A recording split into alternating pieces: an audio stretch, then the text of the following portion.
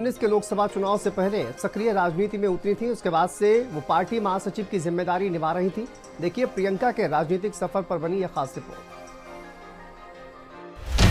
मैं प्रियंका गांधी वाड्रा जो लोकसभा की सदस्य निर्वाचित हुई हूं कि मैं विधि द्वारा स्थापित भारत के संविधान के प्रति सच्ची श्रद्धा और निष्ठा रखूंगी। प्रियंका गांधी ने सक्रिय राजनीति में काफी देरी से कदम रखा। इससे पहले वो केवल अपनी मां और भाई के लिए चुनाव प्रचार करती हुई नजर आती थी। 2004 के लोकसभा चुनाव में वो अपनी मां सोनिया गांधी की चुनाव अभियान प्रबंधक थी और अपने भाई राहुल गांधी के चुनाव प्रबंधन में भी उन्होंने मदद की। प्रियंका का राजनीतिक सफर 2004 में मां सोनिया गांधी के चुनाव प्रचार का प्रबंधन और भाई राहुल गांधी के अभियान में उन्होंने मदद की। 23 जनवरी 2019 में औपचारिक रूप से राजनीति में आई।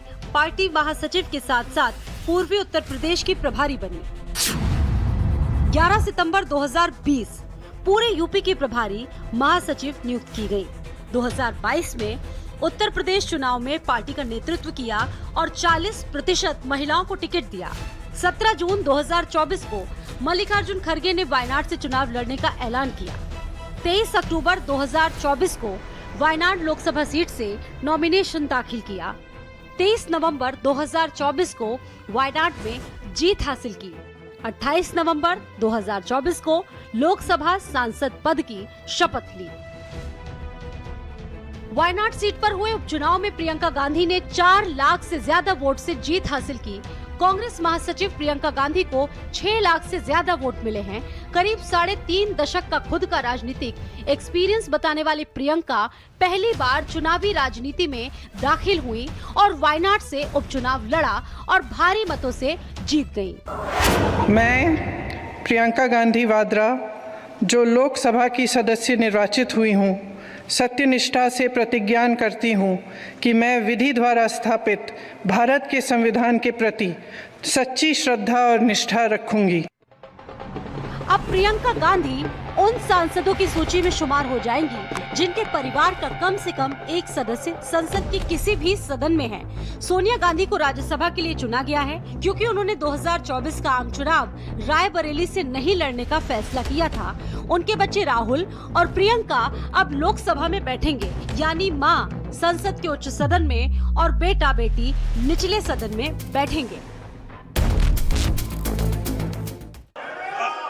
I, Rahul Gandhi, having been elected a member of the House of the People, do solemnly affirm that I will bear true faith and allegiance to the Constitution of India as by law established, that I will uphold the sovereignty and integrity of India, and that I will faithfully discharge the duty upon which I am about to enter.